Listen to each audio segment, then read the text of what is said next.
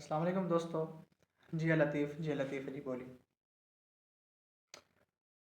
जीअं त आऊं बाय प्रोफेशन हिकु उस्तादु आहियां ऐं मूंखे हर रोज़ु नवां नवां चैलेंज फेस करणा पवनि था। असां जंहिं समाज में रहूं था उन समाज में हिकु उस्तादु हुजणु बिल्कुलु बि आसान न आहे। सहूलियतुनि जो तमामु घटि हुजणु, गॾोगॾु सियासी, समाजी, नफ़्सियाती, मुआशी मसइलनि खे मुंहुं ॾियणु, ही सभु अहिड़ियूं शयूं आहिनि जेके हिकिड़े उस्ताद खे मेंटली तौर ते ॾाढो डिप्रेस कंदियूं आहिनि। तंहिंखां बावजूद बि आउं सम्झां थो त हिकिड़ो बहितरीनु उस्तादु उहो आहे जो इन्हनि सभिनीनि मसइलनि खे मुंहुं ॾियण खां पोइ बि हू पंहिंजे फ़र्ज़ सां सचाई करे। हाणे गुज़िरियल 2-3 ॾींहंनि में पंहिंजनि कुझु दोस्तनि सां गॾु मुंहिंजो बहस मुबाहिज़ो हली रहियो हुयो त भई बहितरीनु उस्तादु कंहिंखे चइजे। दोस्तनि जा मुख़्तलिफ़ राया हुआ, लेकिन आउं हमेशह खां इन ख़्याल जो माण्हू रहियो आहियां त भई ॾिसो, हिकिड़ो बहितरीनु उस्तादु उहो थी सघे थो जंहिंमां ॿारु ख़ुशि हुजे, जेके ॿारु सम्झण जी कोशिशि करे, शागिर्द उनखे ॿुधण जे लाइ उतावलो हुजे, उहो ई बहितरीनु उस्तादु थी सघे थो। असांजे मुआशिरे में अमूमन इहो ॾिठो वेंदो आहे, छो त असां वटि एजुकेशन जा खोड़ सारा मसइला आहिनि। उहे मसइला कहिड़ा आहिनि जो सभ खां पहिरीं ख़ासि करे प्राइवेट इदारनि में, हालांकि इहो सरकारी इदारनि में बि इहो शइ ॾिठी थी वञे त असां टीचर त थी था वञूं, लेकिन असां सुठे अंदाज़ में टीचर नथा थियूं। माना असां जेके टीचर थींदा आहियूं उहे सिर्फ़ु टाइम पास करण लाइ थींदा आहियूं, या सिर्फ़ु साल 2 साल असां पंहिंजो वक़्तु कढण जे लाइ, वक़्तु पास करण जे लाइ असां टीचिंग कंदा आहियूं। उनखां पोइ जेको आहे असां वरी कंहिं ॿिए प्रोफेशन में, या जेसिताईं असांखे का ॿी जॉब सिक्योरिटी मिले असां उन पासे मूव थी वेंदा आहियूं। इहा हिकिड़ी वाहिद वजह आहे जेका असांखे सुठो उस्तादु नथी बणाए सघे। सुठो उस्तादु हुजणु ईअं ई आहे जीअं हिकिड़ो सुठो पायलट हुजणु, सुठो डॉक्टर हुजणु, सुठो इंजीनियर हुजणु। उस्तादु हुजणु मज़ाक न आहे, हीउ हिकिड़ो प्रोफेशन आहे, हिन खे सिखणो पवे थो। जीअं मूं कुझु ॾींहं पहिरीं पंहिंजे हिकिड़े कलीग सां, पंहिंजे हिकिड़े दोस्त सां सुवालु कयो त तव्हां खां वधीक सुठी इंफॉर्मेशन अॼुकल्ह जे शागिर्दनि खे AI ॾिए पियो। AI जे हिकिड़े अहिड़े दौर में तव्हां बीठा आहियो जिते तव्हां खां वधीक सुठो ॿारनि खे AI पढ़ाए थो। चैट बोर्ड्स डिफरेंट आहिनि जेके तव्हां खां वधीक सुठे अंदाज़ सां एक्सप्लेन कनि था प्रॉब्लम्स खे, पोइ चाहे फिज़िक्स हुजे, मैथ हुजे, इंग्लिश हुजे, केमिस्ट्री हुजे या बायो हुजे। पोइ मूंखे ॿुधायो त इन विच में तव्हांजो कहिड़ो किरदारु रहिजी थो वञे। जेकॾहिं ॿार जेको एक्सप्लेनेशन तव्हां था ॾियो, इहा साॻी एक्सप्लेनेशन या इन खां बि शायदि वधीक बहितर ऐं भली त AI बि ॾेई थो, पोइ तव्हांजो ऐं AI जे विच में जेकॾहिं असांखे डिफरेंस कढणो हुजे त उहो डिफरेंस कीअं कढूं। इन जो ॾाढो सवलो मिसाल आहे जंहिंसां असां इन ॻाल्हि खे सम्झी सघूं था त भई हिकु उस्ताद खे अॼु जे दौर में उन जूं घुरिजूं कुझु ॿियूं आहिनि। अॼु जे दौर में उस्ताद जो मतिलबु सिर्फ़ु इहो न आहे रहिजी वियो त हू सिर्फ़ु मसइलनि जी वज़ाहत खणी करे बोर्ड ते मार्कर खणी बीहे ऐं मसइलनि जी वज़ाहत करे, ईअं न हुजे।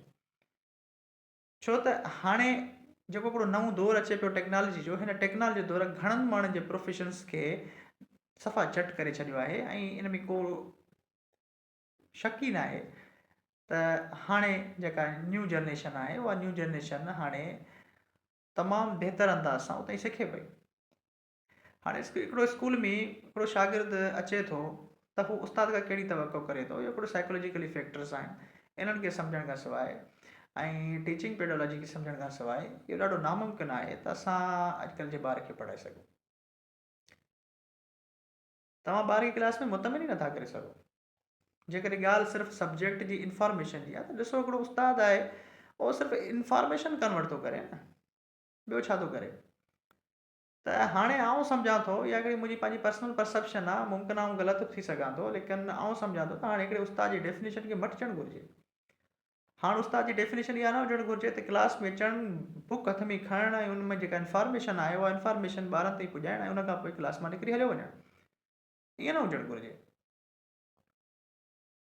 हाणे जो जेको ॿारु आहे जेको AI जे दौर में पलिजी रहियो आहे, वाध विझ करे रहियो आहे, उनजी जेका ज़हनी ओसर आहे, ज़हनी इर्तिका आहे, हाणे उन में सिर्फ़ु हिकिड़ो उस्तादु अची करे उनखे सिर्फ़ु ऐं सिर्फ़ु पंहिंजो हिकिड़ो सिलेबस पढ़ाए करे हलियो थो वञे, यानी इंफॉर्मेशन ॾियो थो वञे, त आउं सम्झां थो त असांखां वधीक भली इंफॉर्मेशन AI ॾिए थो। सो उन जे लाइ हाणे असांखे छा करणु घुरिजे, इहो हिकिड़ो वॾो सुवालु आहे। हाणे उस्ताद खे पंहिंजा ट्रेडिशन्स मटाइण घुरिजनि, उस्ताद खे पंहिंजा तौर तरीक़ा मटाइण घुरिजनि।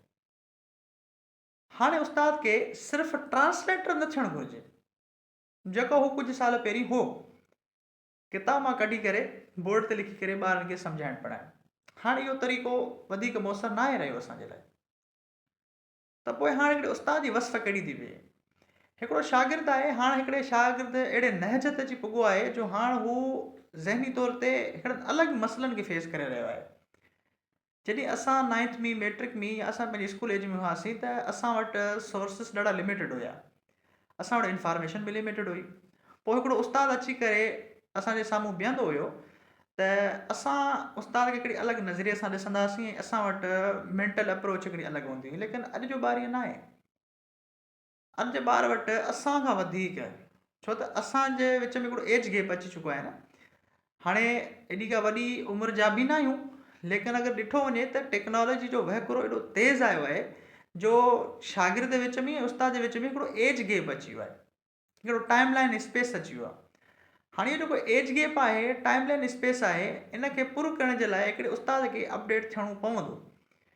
जेकॾहिं उस्ताद अञा पंहिंजा पुराणा ट्रेडिशन सप्लाई करे थो क्लासरूम में, त यकीन ॼाणियो त आउं नथो सम्झां त हू वधीक इम्प्रूव करे सघंदो।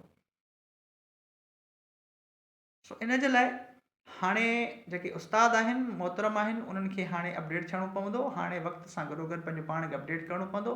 हाणे असांखे सिर्फ़ु ऐं सिर्फ़ु क्लास जे अंदरि इंफॉर्मेशन प्रोवाइड न आहे करणी, गॾोगॾु ॿारनि सां हिकिड़ो ॿियो बि कमु आहे। उहा तव्हां उनखे मेंटली अवसर चई सघो था, ज़हनी नशोनुमा चई सघो था, या गॾोगॾु कुझु अहिड़ी वर्सटैलिटी आहे जेका तव्हां पंहिंजे अंदरि एडॉप्ट करे क्लासरूम में वञो त उते पोइ तव्हांखे रिस्पॉन्स सुठो मिलंदो।